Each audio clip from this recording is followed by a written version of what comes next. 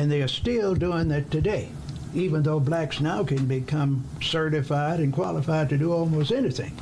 But since the culture has been so adamant in keeping black people at a point where they don't think they could be independent economically, socially, politically, it's sort of hard to retrain them to think about the opportunities they had during those 7 or 8 years of Reconstruction right after slavery up until about 1877.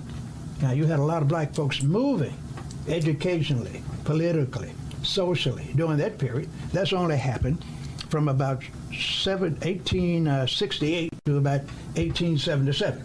After then, black people in America have been catching hell ever since Reconstruction up until 1965.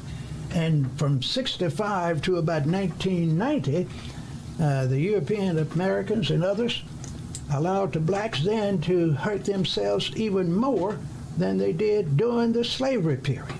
We were just dehumanized with drugs and alcohol and redlining, the ability not to be able to get money to buy a home when you lived in the ghetto and you couldn't get away. You had to live 2 and 3 families in one little house and sometimes in one room because they only had certain areas for blacks.